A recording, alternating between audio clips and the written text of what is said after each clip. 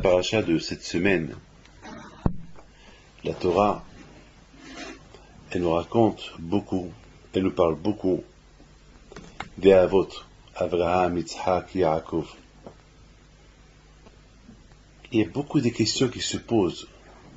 Nous se posons des questions sur le comportement des Avot, d'Abraham Avinu. Mais nous on se pose des questions. Mais eux, ils ne se sont jamais posé des questions. Ça veut dire, c'est comme par exemple si je vois quelqu'un qui lui arrive un malheur, et que lui, il accepte son malheur. Il ne se pose pas de questions. Mais il ne se pose pour des questions. Et pourquoi le bon Dieu lui a fait ça? Alors, la question se pose. Mais de quoi tu te mêles? Lui, il ne se pose pas cette question. Pourquoi toi, tu te poses cette question sur lui? Pourquoi? Et c'est quelque chose qu'on voit tout le temps. Beaucoup de fois, on voit des gens qui leur arrivent des problèmes. Par exemple, on voit Racha Betovlo Tzadik Veralo. On voit qu'un Racha, il réussit. Et on voit le Tzadik, il souffre. Alors, nous, on se pose la question, mais pourquoi ce Tzadik-là, il souffre? Pourquoi le bon Dieu lui fait ça? Avec tout ce que ce Tzadik il fait, le bon Dieu le punit. Et pourquoi ce Racha-là, il réussit? Alors, la question se pose, de quoi tu te mêles? Ce Tzadik-là, qui souffre avec tout ce qu'il fait avec le bon Dieu, lui-même, il ne se pose pas de questions. On voit dans la paracha d'Abraham Avinu alav shalom. On voit comment Abraham Avinu alav shalom, lui, avec tous les nisyonotes, toutes les épreuves qu'il a subies, on n'a pas vu qu'Abraham Avinu, il a dit à Kadosh Baruch Hu un jour pourquoi. Par exemple, on va voir, le Kadosh Baruch Hu, il lui dit, quitte ta génération, c'est-à-dire, quitte ta maison, ta ville, ton pays, et tu iras à la tête que je vais te montrer. Alors tout le monde se pose une question. D'ailleurs, cette question, je l'ai même vue ce matin. Je crois que c'est le Bet Yaakov qui pose cette question. Il pose cette question. La question qu'il pose, pourquoi quand je ne lui ai pas dit où tu vas aller? Qu'est-ce qui perd le bon Dieu de lui dire, va à Eretz Canaan, quitte Haran pour aller à Eretz Canaan, pour aller en Israël. À l'époque, elle ne s'appelait pas Israël. À l'époque, il s'appelait Eretz Canaan, la terre de Canaan. C'est la question qu'il pose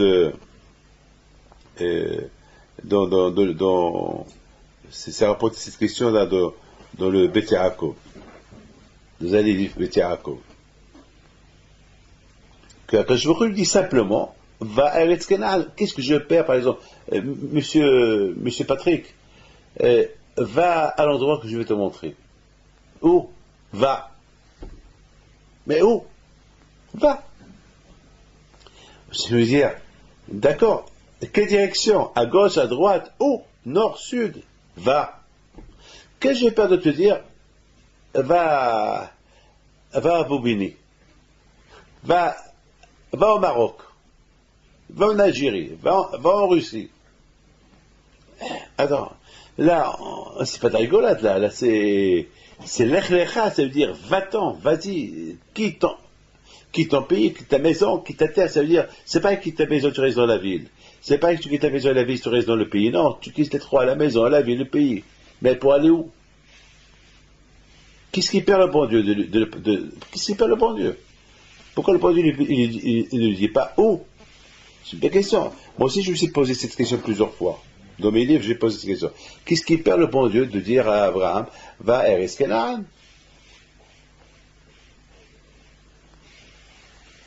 Et je pensais dire que à Kadosh Baruch Hu, bien sûr, c'est une épreuve, oui ou pas? Si je te dis va, sans te dire où, c'est une épreuve. Ça veut dire, qu'est-ce que tu vas faire? Tu vas préparer tes vêtements, tu vas préparer tout le monde, ta femme, tout le monde, et tu quittes la ville, tu quittes la maison, tu quittes la ville, il y a beaucoup de directions, il y a plein de directions, il y a direction, je sais pas moi, il y a plein de directions, parce que lorsqu'on quitte une ville, il y a beaucoup de directions, tu vas aller, par exemple, si on est à Paris, tu vas aller à Lyon, tu vas aller à Lille, tu vas aller à Metz, tu vas aller à Strasbourg, tu vas aller où, je sais pas moi, tu vas aller à Marseille, il y a beaucoup de directions. Et moi j'arrive, et je vois toutes ces plaques, toutes ces directions, et où je vais aller, Laquelle? Où? Là, je dis à tout le monde, viens, on va prendre ces directions. Viens, on va prendre ces directions. T'es sûr que c'est là que le bon Dieu veut que tu vas? T'es sûr? Mais là, c'est une direction d'un pays, hein, c'est loin, hein. Et là-bas, c'est des gens, je sais pas, des gens mauvais, c'est des truands, c'est des assassins, c'est Sodome et Gomorrhe. C'est loin, il y a un désert. Ben, que voulez-vous pas? J'imagine, moi j'adore imaginer. Par exemple, on vous propose une affaire.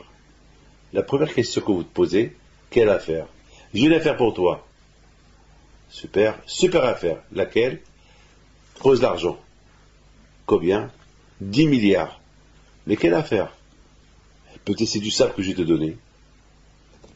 Peut-être c'est du néant. Pose l'argent, et dans quelques jours je t'amènerai l'affaire. Mais quelle garantie tu me donnes? Pose l'argent. C'est grave, c'est une grande épreuve, ça. C'est ce que Hachem fait à Abraham. C'est qui lui montre la direction.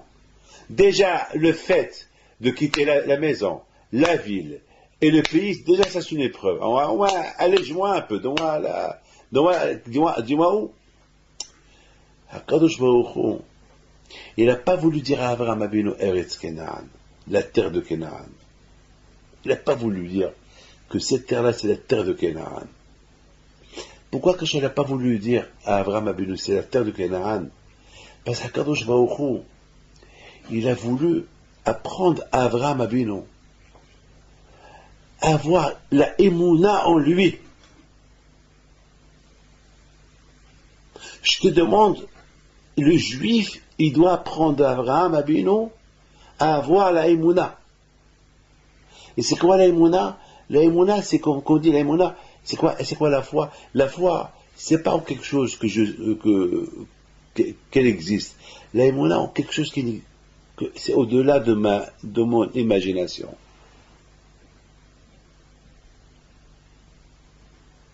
Elle a arrêté Ashereka. Hachem, il a voulu apprendre à Abraham à voir la émouna. Parce que n'oubliez pas que tout dépend de la racine. Vous savez, lorsqu'on veut construire une construction importante, les fondations. Si les fondations sont bonnes, chaque étage que tu ajoutes, il peut tenir. Regardez, avant, on ne pouvait pas construire plus de 300 mètres. Après, on ne pouvait pas construire un immeuble 400 mètres. Aujourd'hui, ils arrivent à construire jusqu'à 1000 mètres de hauteur. À Abu Dhabi, pareil qu'ils sont en train de construire un immeuble, le plus grand immeuble du monde. À 1 kilomètre, un immeuble d'1 kilomètre. C'est de la folie. 1000 mètres. Il y a quelques années, ils avaient dit, à Shanghai, je crois, c'est là-bas où il y a 800 mètres. Et maintenant, mais peut-être dans quelques années, ils vont construire des 2 kilomètres, peut-être. Qui sait? Qui sait? Qui sait? Tout dépend des fondations. Hakadosh Baruch Hu, il a voulu que celui qui va être le pilier de tout clan d'Israël, il faut qu'il subisse des épreuves inimaginables, qu'on ne peut même pas imaginer ces épreuves-là, qu'ils peuvent être imaginées. Et ça va être le pilier et la fondation de tout le clan d'Israël, de tout Am Israël. Si maintenant on a la foi, toujours on se réfère à Abraham, Yitzhak et Yaakov. C'est eux ils ont fait, pourquoi nous? C'est eux ils ont fait l'impossible, pourquoi moi je ne vais pas faire ça? C'est quoi? C'est rien ça. C'est rien ça. C'est la raison pourquoi il n'a pas dit Eretz Kenaan. Il a donné une épreuve terrible. Une épreuve terrible. Une épreuve qu'on ne peut même pas imaginer. La grandeur de cette épreuve-là, de cette première épreuve. de quitter ta maison, ton pays, ta ville, et en plus tu iras à la terre que je vais te montrer, sans lui dire quelle terre. Il faut savoir une chose. On dit que le bon Dieu, jamais il apporte une preuve sur quelqu'un qui ne peut pas surmonter. Il ne peut pas. Akadosh Baruch Hu, il ne peut pas te mettre un couteau à la gorge. Akadosh Baruch Hu, par exemple, un bébé, est-ce que je peux lui donner à un bébé une valise de 20 kilos? Non. Un bébé, même un livre, selon l'âge du bébé, est-ce que le livre il est lourd pour lui ou pas? Mais le bébé, c'est pas tout le monde. C'est par exemple Hercule. Hercule, on va lui donner une valise de 5 kilos à lever. Si on a une valise de 40 kilos, une valise de 5 kilos, qu'est-ce qu'on va lui donner? La valise de 40 kilos, parce qu'il peut la lever avec un doigt. Shimshon, le Gibor, il a pris des portes qui pesaient des centaines de tonnes sur ses épaules. Parce que Shimshon Agibor, c'était fort. Akadosh Baruch Hu, il connaît la capacité de chacun de nous. Il sait, chacun de nous, combien il peut subir l'épreuve. Il ne peut pas porter sur un autre une épreuve qu'il ne peut pas la subir. Il ne peut pas. Et s'il ne peut pas la subir, alors Akadosh Baruch Hu va l'aider pour la subir. Par exemple, quelqu'un qui a l'habitude, par exemple, de voler, et qu'il arrête de voler, et il a fait teshuva, il arrête de voler, il travaille pour ne pas voler, et voilà, un jour, il a besoin d'argent. Il est pris à la gorge. Il voit un manteau pendu, il voit quelques billets qui sortent du manteau, quelques billets de 500 € qui sortent. C'est dur pour lui, parce que déjà, il était voleur, au passé, il était voleur. C'est très dur pour lui. Au passé, il était déjà un grand voleur. Il faisait pickpocket, et il savait comment voler là. Et là, voilà, il y a de l'argent devant lui. Mais il a fait des chevaux. Là, c'est une grande épreuve pour lui. C'est une grande épreuve pour lui. Parce que déjà, il était voleur. Alors maintenant, le bon Dieu, il va l'aider. Pourquoi? Au moment qu'il va voler, le bon Dieu va dire, mais tu as fait tes chevaux. Tu as fait tes chevaux, ne vole pas, tu as fait tes chevaux. Il y a un homme qui m'a raconté cette semaine qu'il était avec une femme. Il était avec une femme, il habitait avec elle. C'était une femme, il habitait avec elle, et après, elle l'a quitté, elle l'a quitté, bon, il l'a quitté. Entre-temps, il a fait tes chevaux. Il s'est marié. Il aimait beaucoup cette femme. Bon, elle l'a quitté pour aller avec un autre homme. Il a même eu une dépression, il était malade à cause de ça, malade. Et à la fin, il s'est marié avec une femme, il a fait des choses, il s'est marié. Et voilà, elle lui envoie un texto. Je ne sais pas comment elle a eu son téléphone, elle lui envoie, et le pauvre, il était dans un état. Il a tout mis en jeu. Il a tout mis en jeu. Mais heureusement, il y a eu quelque chose. Au moment qu'il voulait répondre, il a même répondu, parce que tout son amour pour elle, il est retourné. Et il a même répondu, c'est même donné rendez-vous avec elle. Mais ce qui s'est passé, c'est que il devait appeler un ami à lui qui s'appelle Peter, il clique sur Pinto, et c'était moi. Et après, il voit que je disais allô. Il a reconnu ma voix. Il a raccroché. Il a eu peur. Moi, jamais je rappelle les gens, sauf les gens que je connais, qui m'appellent, je les rappelle. Mais en général, regarde, ils sont éteints, je ne réponds pas.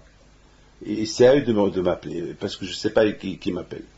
Les gens que je reconnais par le numéro de téléphone, ou si William qui me dit il y a tel qui va t'appeler, ou tel et tel, d'accord. je le rappelle. Et là, c'est moi qui le rappelle. Je le rappelle. Alors que je ne sais même pas qui est-ce. Encore, il entend ma voix. Là, il ne pouvait pas me rapprocher parce que j'étais là. J'ai dit, tu m'as appelé? Il dit, je ne devais pas vous appeler, mais... Il dit, bon, je comprends. J'ai dit, moi, raconte-moi ce qui se passe. Il m'a raconté l'histoire. J'ai dit, tu vois, mon fils, Hachem, il ne peut pas t'apporter une épreuve que tu ne peux pas surmonter. Parce qu'il sait que tu es faible dans ta teshuva. Alors quand je trouvais la fait que tu t'es trompé, au lieu d'appeler Peter, tu m'as appelé à moi. Pour que tu entends ma voix, pour que tu ne fais pas ce que tu vas faire maintenant. Et c'est comme ça. Donc maintenant, on comprend très bien que Abraham a vu, non. Comment Hachem il a pu éprouver Abraham ces épreuves qui sont énormes, qui sont terribles, comme l'épreuve aussi de l'Akeda, l'épreuve du sacrifice. C'est une épreuve terrible. Comment le bon Dieu peut éprouver Abraham Abinu, une épreuve telle que la Akeda? Comment Akash-Baruch peut éprouver le pauvre Yaakov Abinu, toutes ces épreuves de Dina, de Yosef? Comment Akash peut éprouver Yitzhak Abinu, qui était marié avec une femme et il avait la famine en Israël, et Hachem lui a dit non, tu quittes pas Israël. Alors je vais manger quoi? Tu vas à Pilishtim, tu vas chez les Philistins. C'est ça la terre que j'ai donnée à mes parents. Tu me donnes une terre où il y a la famine. C'est ça, c'est cette terre-là que tu me donnes. Toi, Hachem, tu as dit que je vous donne la meilleure terre du monde, c'est Israël. Mais il n'y a que la famine. Les gens ne nous aiment pas. Ok, c'est ça. Comment quand j'aurais pu éprouver ces épreuves, avoir des épreuves terribles? De là, on voit une leçon extraordinaire. Écoutez bien, écoutez très bien. Écoutez très très bien. Au fait, mais je veux qu'on l'écoute. Venez, on va un peu aller loin. La génération de Adam Arishon. Le bon Dieu l'a créé Adam le même jour. Adam était considéré comme un malach, comme un ange.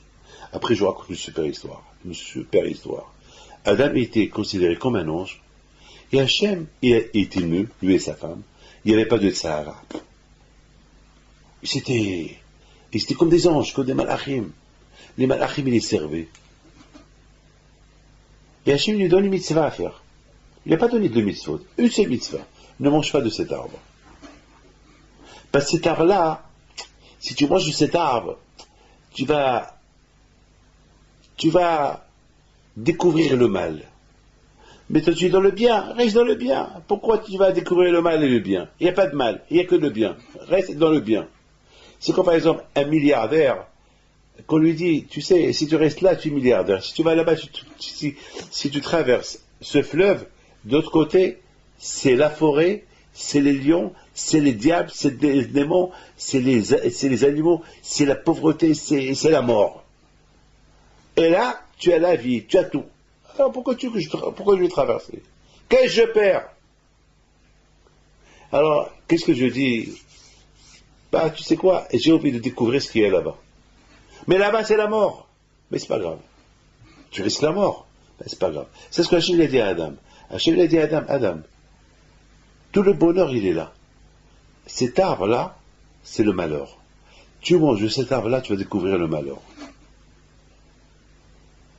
Alors, d'après ce que j'ai vu dans le livre Bâtir les harmonies, ce livre-là, Bâtir les harmonies, il apporte, il dit que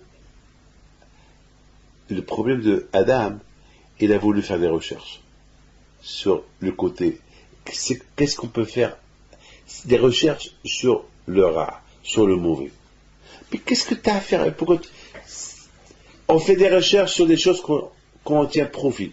Quelque chose qui va nous apporter un bonheur, on fait mais quelque chose qui va t'apporter que du malheur. Pourquoi tu veux faire des recherches? Écoutez, quelqu'un qui vit dans le bonheur total, et il est condamné à vivre dans le bonheur toute l'éternité. Pourquoi il veut chercher comment vivre dans le malheur? Dites-moi. Je veux découvrir ça, mais pourquoi? Est-ce qu'il y a un sens, je vous en prie, dites-moi, est-ce qu'il y a un sens de découvrir le mal? Pourquoi tu veux que je découvre le mal? Puis c'est par exemple, le bon Dieu me dit, David, voilà le bonheur, voilà le malheur. Qu'est-ce que tu préfères? Je prends le bonheur. Parce que les êtres humains veulent plus. Mais à cette époque-là, Adam Arishon, il était seul. Il était seul. C'est même pas, je m'excuse, c'est même pas censé, c'est même pas logique de chercher le malheur. Ben, réfléchissez. Un bébé, il sait pas. Un bébé, tu lui dis, fais attention, il comprend pas. Lui, il peut faire. Mais un homme intelligent, c'est pas possible. Écoutez, si je prends un loto gagnant et je prends un loto perdant, et je dis à quelqu'un, voilà, ça c'est le gagnant, ça c'est le perdant. Alors tu me dis, bon, donne-moi le perdant, le gagnant, bon, donne-moi le gagnant, alors tu veux le gagnant, je te le donne. Après tu me dis, je veux aussi le perdant. J'ai envie de goûter, c'est quoi le perdant? Alors, si il prend le perdant aussi, c'est qu'il a perdu ça. Pourquoi? Parce que en prenant le loto perdant, celui qui lui a donné va dire, je te donne le gagnant et tu veux aussi le perdant. Alors tu n'auras pas le gagnant, tu ne l'auras pas. Donc il a perdu le gagnant. Donc c'est ce qui s'est passé avec Adam Arishon. Adam Arishon, que lui dit, il lui donne tout le bonheur dans ses mains. Il dit, mais cet arbre-là, c'est le malheur. Et qu'est-ce qu'il dit à Adam? Tiens, je vais voir ce malheur-là. Qu'est-ce qu'il est ce malheur? C'est quoi? Mais pourquoi? Vous avez compris? Mais pourquoi? Bon, on peut pas, vous savez, il y a ceux qui disent que Adam Arishon, il a fait ça exprès. Il a fait ça exprès. Pourquoi? Parce qu'Adam Arishon s'est dit, vivre de le bonheur gratuitement. Moi, j'ai pas envie de vivre gratuitement dans le bonheur. Moi, je veux mériter le bonheur. Pour mériter bien le bonheur, je veux goûter le malheur et je veux combattre le malheur pour avoir le bonheur. Ça, c'est pas chez nous. Voilà, ça c'est Adam. Alors, quelque part, on essaye de trouver, parce que quand même, on n'arrive pas à comprendre comment Adam Arishon a fait ça. Il y a des Mekoubalim qui disent qu'Adam Arishon, il a demandé à tous les Neshamot qu'ils avaient en lui. Parce que dans Adam Arishon, il y avait tous les Neshamot, tous les âmes. Il leur a dit alors, vous voulez vivre gratuitement ou vous voulez vivre durement? Alors il leur a dit, c'est quoi? Il dit, voilà, si je ne mange pas de cet arbre, alors on va vivre comme des malachim. Mais si je mange cet arbre-là, on va découvrir le bien et le mal, et à nous de combattre le mal pour faire le bien. Et là, au moins, on va mériter tout ça, tout ça. Et il lui a dit, mange, et fais-nous goûter avec toi. Donc, on voit que Adam Arishon, il a reçu une mitzvah le même jour, il a pu surmonter l'épreuve. Malheureusement, après, on a vu l'époque du déluge.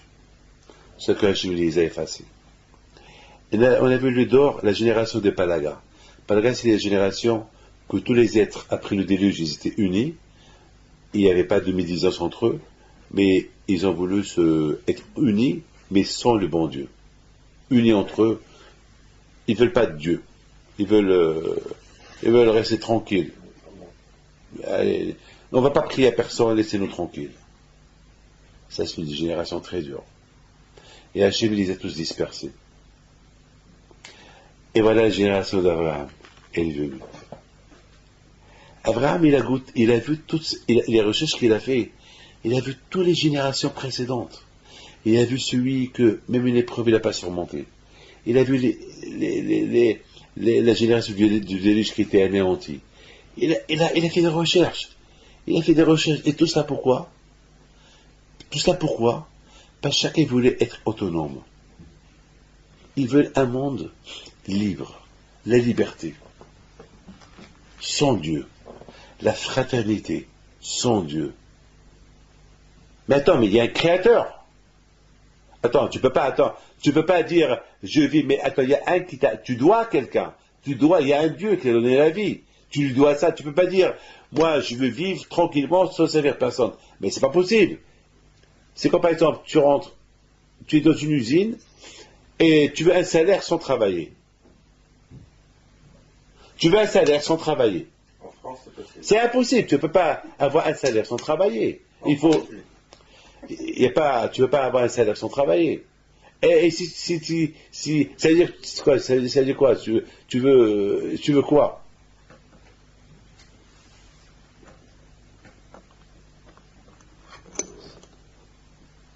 Tu veux la vie, tu veux vivre, tu veux tout, la santé, tout, et ne pas croire en Dieu, c'est pas possible. Abraham Abinu alav shalom, il a vu, il a dit, regarde, Adam Arishon, il voulait même pas vivre gratuitement. Il a fauté pour payer.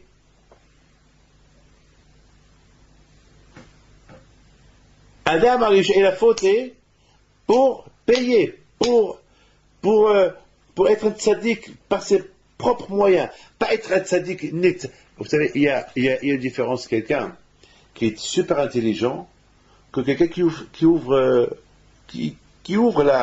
son cerveau pour comprendre. Vous savez, j'ai vu dans un journal, il y a 2 semaines, il y a des scientifiques qui disent que l'Internet, ça rend fainéant les étudiants. Parce qu'à l'époque, avant l'Internet, les étudiants, pour passer le bac, etc., on leur posait des questions, ils devaient faire des recherches, se travailler, réviser pour répondre. Aujourd'hui, ils ont des, comment ça s'appelle, des compositions, Des moteurs de recherche. voilà, il faut des recherches, et ils ont tout, comme hier, ma fille, on lui a dit à l'école, il faut qu'elle écrit quelque chose sur la drogue, et ben elle est venue chez Hanania, elle a dit à Hanania, fais-moi sortir sur l'internet que je suis sur la drogue, il a fait sortir une tonne de plein, arrête de choisir quel thème elle veut sur la drogue. Sans recherche, sans rien. Moi, toujours, j'essaie de me casser la tête pour comprendre. Je veux la parole d'honneur. Je lis que des questions dans les livres, je n'ai pas leur réponse. Jamais j'ai donné un cours pris d'un livre. Bien sûr, je prends une idée d'un livre et je la développe. Pourquoi pas? Sinon, je vais devenir fainéant, mon cerveau va devenir fainéant. C'est ce qu'ils disent les journalistes. Le cerveau de l'être humain aujourd'hui est devenu fainéant. Ils ne font pas travailler. C'est vrai, il va avoir beaucoup de connaissances. Mais il n'a pas fait travailler, il n'a pas fait des recherches. Le fait de faire des recherches, ton cerveau il travaille. Aujourd'hui, le cerveau il devient fainéant. Parce que tout c'est avec ordinateur, internet, etc. C'est pas bien. Oui, les Havdil, Adam Arishon, il n'a pas voulu avoir tout gratuit. Il ne voulait pas, comme l'internet, tout. Il voulait travailler pour arriver à être tzaddik. Et il est arrivé à devenir un tzaddik à la fin. Par ses propres moyens. Et c'est ça qu'il a pris Abraham comme exemple, comme leçon. Il faut travailler. Donc on voit que finalement, Abraham, Yitzhak et Yaakov, avec toutes les épreuves que Hachem leur a fait et donné, il nous semble, à nous, qui sont énormes ces épreuves-là. Mais eux, ils ont tellement travaillé sur soi, qu'à leur niveau, c'était pas aussi grand que nous on le pense. Pour eux, c'était pas grand. Ils ont travaillé sur eux. Vous savez, on dit, selon ce qu'on travaille, on réussit. Ils ont calculé même les minutes. Comment servir à Kadosh. Nous, malheureusement, on calcule l'heure pour servir le bon Dieu. Eux, jamais ils ont calculé avec l'heure comment servir le bon Dieu. Nous, on voit l'heure lorsqu'on va écouter un cours de Torah, on voit l'heure lorsqu'on fait la prière, on vient tard, on quitte tôt la synagogue, on reste un petit quart d'heure, on s'en va. Eux, jamais, lorsqu'il s'agit du service, au service d'Hachem, jamais ils ont vu l'heure. Jamais. Il n'y avait pas de temps chez eux. Le temps n'existait pas chez les Avot HaKadoshim. Combien de temps ça va leur prendre pour faire cette mitzvah? Combien de zman, combien de temps? Et qu'est-ce qu'elle va leur coûter? Physiquement, moralement? Voilà la réponse. Hachem, il n'a pas dit à Abraham où il doit aller. Mais c'est impossible. Il va casser. Tu vas le rendre fou, Abraham. Il va devenir fou. Comment il va partir? Il va avoir plein de directions, il ne sait même pas quelle direction prendre. Eh ben justement, quand il a voulu qu'Abraham, il apprend à surmonter même ce moment-là difficile, au moment qu'il trouve plein de directions, il ne sait pas laquelle prendre. Et là, il va rester sage et gentil, il va dire, bah, je prends celle-là. Le mot Aeka, tu iras avec un endroit que je vais te montrer. Abraham, il a eu une grande émouna en Hachem. Il a dit, si je vois 1000 directions, et après je vais fixer sur une direction que je vais prendre, eh ben c'est là ce que Hachem veut où je vais. À Eka. Si je fixe à Eka ce que je vais te montrer. Alors Abraham, il a pris la parole d'Hachem à la lettre. Ce que je vais voir et fixer, eh ben c'est ça que Hachem m'a fait faire fixer. Et c'est là où je dois aller. Par exemple, vous allez en Chine pour acheter des affaires. Et vous ne savez pas quelle affaire acheter. Vous êtes par exemple dans les vêtements. Et vous voyez plein de vêtements. L'autre aussi vient, il voit plein de vêtements. L'autre aussi vient, il voit plein de vêtements. Mais chacun, il prend uniquement les vêtements que ça marche dans son pays. Parce que si nous tous, on veut les mêmes vêtements, donc celui qui fabrique ces vêtements-là, on va aller tous à la foire, on va tous aller chez un de ce fabricant, en 1 minute, il n'a plus rien déjà. Et les autres, qu'est-ce qu'ils vont faire? Ça veut dire que chacun, il va selon ses yeux. Ou pas? Moi, je vais en Chine. Si je vends des costumes, je sais quel genre de costumes je vends. Est-ce les costumes chers, les moins chers, les quoi? Que ça marche. Et c'est comme ça. Il y a plusieurs façons de costumes. Quel costume tu veux? Il y a les chapeaux, il y a le chapeau melon, il y a Brossolini, il y a plein de chapeaux, des milliers de chapeaux. Mais il faut toujours prier à Hachem que tu ne te trompes pas. Que le vêtement que tu vas acheter, c'est lui que Hachem il veut pour toi. Elle a arrêté acheter à Eka. Tu vas en Chine, tu ne sais pas quoi acheter, tu es dans les affaires, tu es dans l'électronique, mais quoi? Que je vais acheter? Ça marche. Et qui te dit que ça va marcher? Petit, c'est ça qui va marcher. Alors si tu pries, tu as le mot Hachem, alors Hachem va te montrer quelque chose que lui il voit pour toi. Et tu vas lâcher, tu vas réussir. On a vu beaucoup de gens qui ont acheté des affaires, ils ont perdu. Et pourtant ils croyaient qu'ils allaient réussir. On a vu des gens qui ont acheté des affaires, que tout le monde croyait qu'ils allaient perdre, ils ont réussi. Pourquoi? Parce qu'Hachem, il t'a dit, ça c'est pour toi. C'est que pour toi, pas pour lui. Pour toi. Lui aussi va voir ça, il va pas l'acheter. Mais toi, elle est pour toi, achète-la. Tu vas réussir. C'est une grande émouna. Ça veut dire que Abraham Abino, il nous a ouvert une porte, une super porte, que avec la émouna, Kadosh Baruch Hu, on peut aboutir à arriver à ce que Hachem veut de nous. Parce que moi, je ne sais pas ce que Hachem veut de moi. Uniquement à travers la Torah, je peux savoir ce que Hachem veut de moi. Mais là aussi, il y a deux façons. Ou je la fais avec bon cœur, convaincu, ou je la fais parce que j'ai pas le choix. Alors là, ça ne va pas m'aider. Mais si je la fais avec conviction et avec cœur, je vais réussir. Le bon Dieu va m'ouvrir la porte. Je vais réussir. Donc mes amis, on voit beaucoup, on a vu plein de générations, qui ont abouti à rien du tout. Parce qu'ils n'ont pas fait des recherches. Et je voudrais vous dire une chose. On va terminer avec ça. Après la génération des Havot, il y a la génération que les Juifs sont partis à l'esclavage. Et après, il y a eu la Matan Torah, après ils ont eu Israël. Je vous pose une question. Pourquoi il n'y a pas eu la Torah à l'époque des Havot? Pourquoi cet esclavage?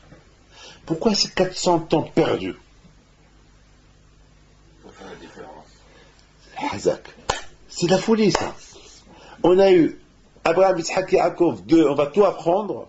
Ils nous ont ouvert toutes les portes, la Emouna, la Torah, la Avoda, le service d'Hachem et tout. Et ils étaient les piliers pour nous de la Emouna et tout. Et sur ça, nous, on peut construire des milliards de bâtiments. On a vu des millions de Juifs qui ont donné leur vie pour Hachem. Et de qui on a pris ça? De Yitzhak. On a vu Tzadikim, comment il faut la prière. Ah, la prière. Et là, je vous raconte une super histoire. Une super histoire. Vous allez voir, c'est quoi là? Et je vais vous montrer même le papier. C'est de la folie, c'est les Avodah Kedoshim, et soudainement, on a vu leurs enfants, les 12 tribus qu'ils avaient ils suivaient l'exemple de leurs enfants, de leurs parents. Et au lieu qu'Hachem il fasse que ça continue, il a fait un arrêt. Psst. L'esclavage. Et après, les Juifs, ils ont tout perdu en Égypte. Ils sont devenus idolâtres, des esclaves. Ils ont perdu même la façon de vivre. Ils pouvaient même pas penser comme un homme normal, ils pensaient comme un esclave. Comme qui dit le Even Ezra, il dit un esclave. C'est tellement dur parce que il n'a même pas le droit de parler devant son maître. Il perd tout. Alors la question se pose pourquoi? Pourquoi arriver à ça? Pourquoi Hachem a voulu? Et après ça, le beau Dieu nous libère et nous donne la Torah. Et après il nous donne l'Israël. Et la réponse elle est comme ça. Hachem, avant qu'il nous a donné la Torah, il a voulu, Hachem, n'oubliez pas que l'histoire des patriarches, on l'a pas oublié, on la connaît. Mais maintenant, il veut nous montrer qui il est. Parce que c'est pas tout le monde, Abraham, Yitzhak et Yaakov. C'est pas tout le monde qui est à ce niveau-là. Le niveau d'Abraham, Yitzhak et Yaakov, c'est au-delà. Vous savez que David Ameller, il a dit fois Kadosh Baruch Hu Hashem. Pourquoi on dit Eloké Abraham, Eloké Yitzhak, Eloké Yaakov, et pourquoi on ne dit pas Eloké David? Kadosh Baruch Hu lui a dit, c'est vrai, tu as raison. Mais la raison, elle est parce que les Avot HaKadoshim, Abraham et Yaakov, ils ont subi des épreuves énormes. Ils ont surmonté. Ils ont fait des recherches. Toi, si je te fais une petite épreuve, tu vas craquer. Il a dit, éprouve-moi. Il y avait une épreuve avec Bathsheba, il est tombé. Et pourtant, Bathsheba n'était pas mariée. D'après la Gemara, il n'était pas marié, il était divorcé. Mais malgré tout, par rapport aux gens qui croyaient qu'ils étaient mariés, c'est pas bien. Comme par exemple, moi, David Pinto, j'ai pas le droit le Shabbat, par exemple, de faire quelque chose que quelqu'un il va croire que je fume ou quelque chose comme ça. Par exemple, si je sors avec quelqu'un, si par exemple, si je sors dehors, dans la rue par exemple, et il y a quelqu'un qui passe à côté de moi, et il me parle avec une cigarette à la main, il faut que j'évite un peu, pour ne pas que quelqu'un il passe, il va dire, ah je veux Rabbi David avec quelqu'un qui fume le Shabbat. Parce que peut-être qu'un autre va croire qu'il va entendre que j'étais en train de fumer Shabbat. Il faut faire attention. Il peut déformer. Il faut que nous on évite les choses pour ne pas que quelqu'un croie sur nous des choses. Il faut voir aussi que je rentre dans une rue où il y a là-bas des femmes, une rue sale. Parce que j'avais dit mais qu'est-ce qu'il fait Rabbi David dans cette rue-là? Et pourtant, pourquoi il passait par là-bas? Et pourtant, moi, je suis passé par là pour placer peut-être une mezouza à quelqu'un, à un magasin. Mais les gens ne vont pas dire que je suis pas dit. Les gens vont dire qu'est-ce qu'il fait là-bas? Qu'est-ce qu'il fait là-bas? Vous comprenez? C'est comme ça. Il faut éviter, il faut faire attention. Donc Akadosh Baruch Hu, il a voulu que les bénis Israël, ils subissent des épreuves en Égypte. Eux aussi. Maintenir leur judaïsme. Et d'ailleurs, la Gemara dit qu'ils n'ont pas changé leur nom, leurs vêtements, leur langage.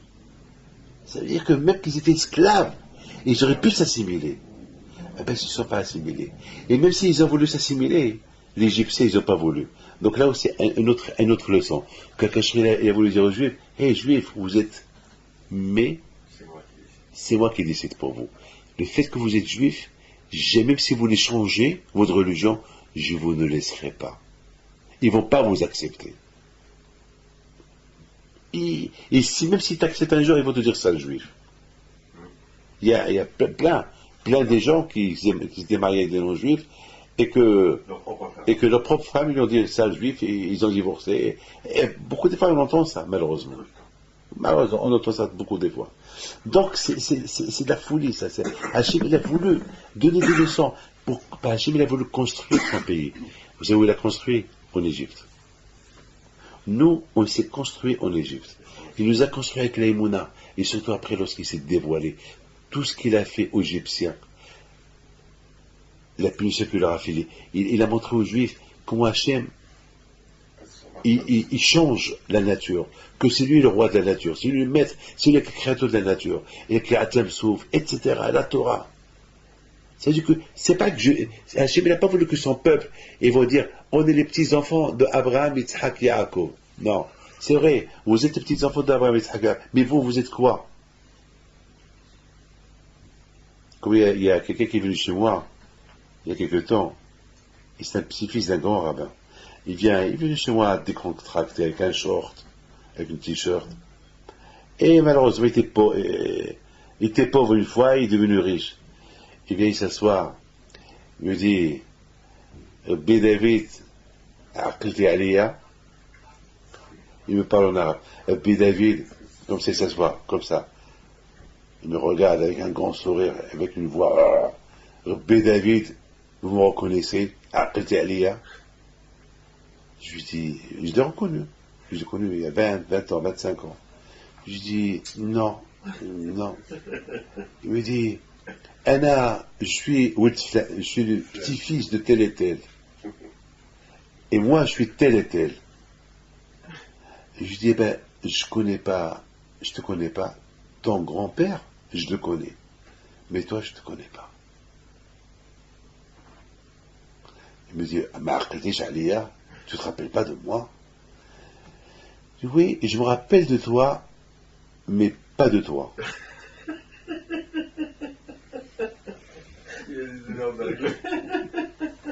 Ce que tu as été, tu l'es plus. Tu es devenu arrogant, En plus, tu veux te faire passer avec le passeport de ton grand-père, qui était un grand sadique. C'est ce que Hachem n'a pas voulu que. Hachem n'a pas voulu que nous on passe par le. Hachem, il veut qu'on apprenne de nos parents tout ce qu'ils ont subi, parce que eux, ils ont subi, ils ont réussi à surmonter toutes ces épreuves, ce que nous aussi on peut. Mais Hachem, il a voulu aussi nous faire travailler. Que c'est pas t'apporter l'aïmouna sur un plateau. Il faut que toi aussi tu travailles ta aïmouna. Vous savez, mon père, tout ce que je veux de mon père, je l'ai. Tout est simple. Papa, je veux. Papa, je veux. Il me donne. Papa, je veux. Je deviens le fils à papa. Comme une femme qui me dit hier, qui s'est même pas rendu compte que son compte de 500 000 euros, son fils, il lui a vidé dans les casinos. 500 000 euros en 2 ans. En 2 ans. 500 000 euros, il a vidé dans les casinos. Il me dit quoi faire? Il n'y a rien à faire. Je dis, c'est toi qui l'as gâté, tout ce qu'il veut. Maman donne-moi, maman donne-moi, maman donne-moi. Il a 30 ans, 32 ans, et c'est ta faute. Hachem, il n'a pas voulu que. Hachem, il voulait qu'on travaille, que nous aussi on se travaille un peu. Et la meilleure façon qu'on se travaille bien, c'est lorsqu'on est dans une terre loin, avec dans une terre où l'esclavage, et supporter les souffrances pour notre religion, et supporter la religion, et voir la grandeur d'Hachem. C'est toute une histoire. Donc le peuple juif, vraiment, est devenu un peuple juif en Égypte.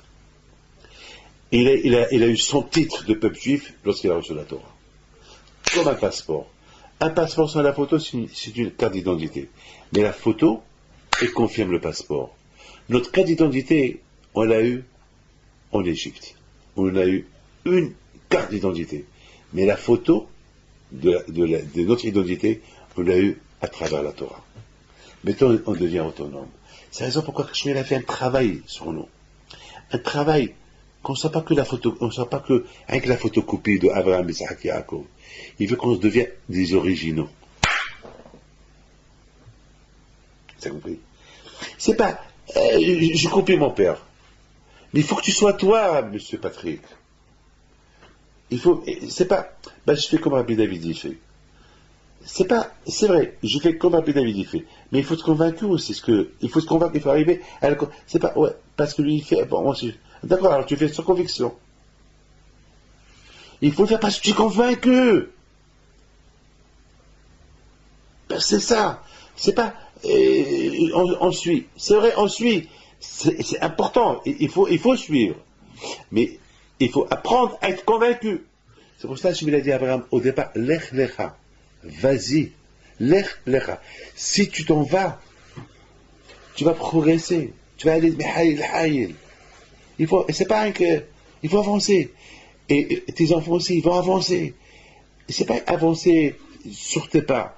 Non, il faut qu'ils avancent sur tes pas, ils apprennent de toi, mais il faut qu'ils arrivent à cette conviction que toi tu as eue.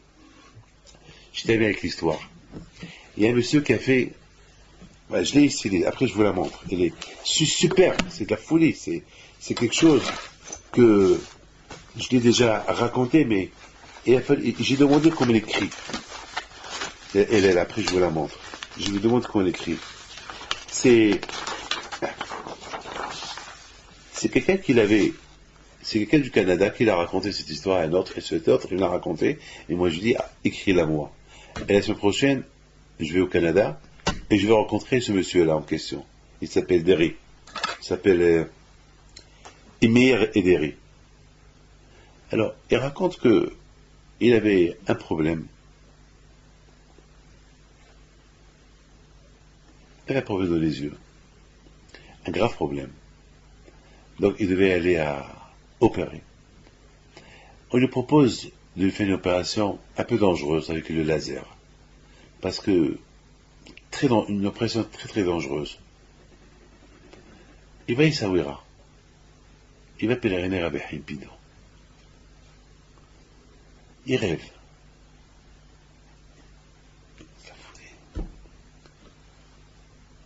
Rabbi Hampido, qui vient avec 2 bougies. Il approche ses yeux et lui dit tu n'as rien.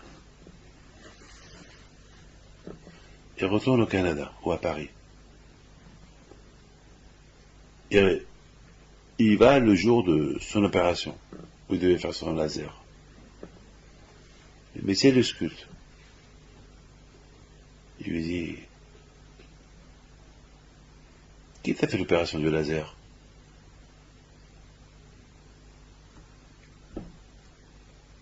Pendant que l'ophtalmo examine ses yeux, le meilleur, celui-ci lui demande si dans les dernières semaines, il avait subi une chirurgie au laser des yeux.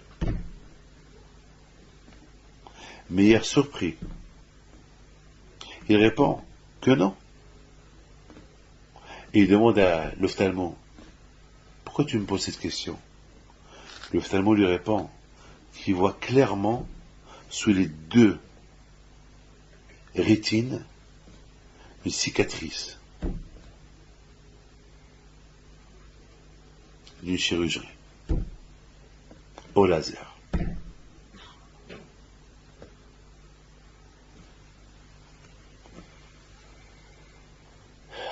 Comment vous comprenez ça?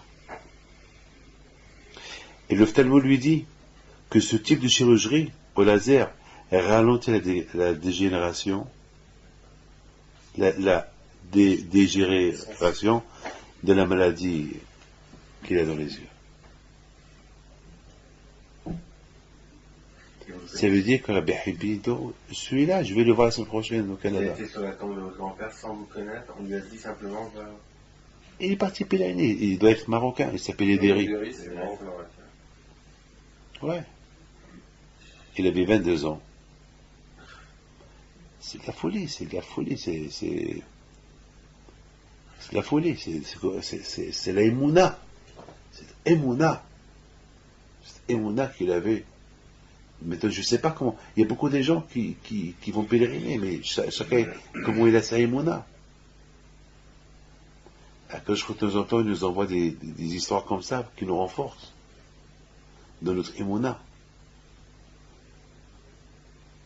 Je vous la laisse. C'est de la folie. Vous pouvez lire. Après, je vous la donne lire. Bon, maintenant, vous avez tous compris la leçon de tous ces parachiotes. C'est des parachutes extraordinaires. Avot Akdoshim, c'est extraordinaire. Les patriarches, c'est beau. Il dit Rav Shar que de plus qu'on lit les histoires des Avot Akdoshim, on découvre Akadosh Baruch Hu. On découvre la grandeur de Dieu. Comment les Avot, ils ont servi à Hachem. C'est un grand livre de Moussar.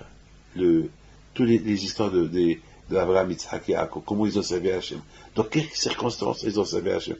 Comme que je t'ai expliqué tout à l'heure. Comment Rachel, il a servi à Akadosh Baruch Hu. Rachel, Sarah, Léa, Rivka. Alors, mais, ce qui est important, c'est la conviction. C'est pas faire ce qu'ils ont fait. Ce qu'ils ont fait, ils l'ont fait par conviction et par recherche. Comme Abraham Abinu, il a fait des recherches. Ah, il y a un propriétaire. Ah, donc je sais qu'il y a un propriétaire. Ah, alors il y a une motivation.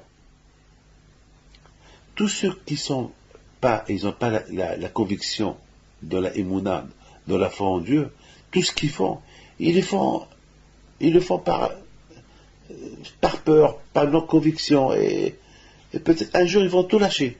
Mais celui qui fait par conviction, il ne va jamais lâcher. Il va, comme moi. Moi, vous croyez, vous imaginez que moi je vais lâcher un jour? Impossible. Parce que je suis convaincu. C'est dans mon sang.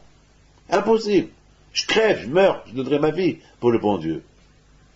C'est impossible. C'est parce que je suis convaincu. Rien peut me détourner d'un centimètre d'Hachem. Impossible. Impossible. Sauf si je suis fou. Si je perds la tête. Alors si je perds la tête, que Dieu préserve, vous pouvez me trouver en train d'allumer les lumières, Shabbat et tout. Si je perds la tête, c'est plus le moi. Mais tant que j'ai la tête sur moi, toujours mon père il disait, il faut toujours prier à Dieu une chose, ne pas perdre la tête. Ne pas perdre la tête. Si tu perds la tête, c'est la chose la plus dramatique, la plus catastrophique. Perdre la tête. Et c'est ça. Alors ça veut dire que Hachem, il veut qu'on apprenne d'Abraham, l'Aïmouna, mais être convaincu, comme eux. C'est pour ça qu'Hachem Baruch Hu, il nous a entraînés en Égypte.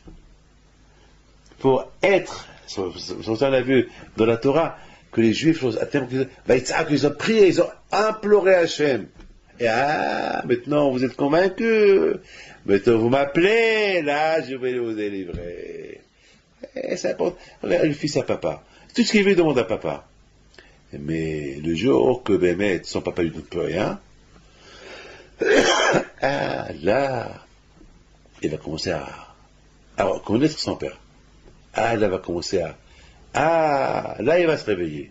Mais si son père, tout ce qu'il veut. Papa, chérie, je t'adore. Bien sûr, il a tout ce qu'il veut. Mais attends que son père lui donne plus rien. Là, on va voir. Est-ce qu'il va lui dire chérie? Mais après, il va commencer à penser. Oui, je me suis mal comporté. Avec tout ce que mon père m'a donné, je ne lui ai pas dit merci. Il a raison, c'est normal, il faut que je lui montre que je l'aime. Il va apprendre même à l'aimer. De force, il va l'aimer. Et après, il va être heureux. Papa, merci. Pourquoi? Parce qu'avant, je t'aimais par intérêt. Maintenant, vraiment, je t'aime par conviction. Maintenant, je t'aime par conviction. Je t'adore, papa. Mais ne me donne pas, je ne veux plus rien. Maintenant, je sais. Merci pour ce que tu as fait pour moi avant. Que bon Dieu protège et vous donne le bracha v'atzlaha.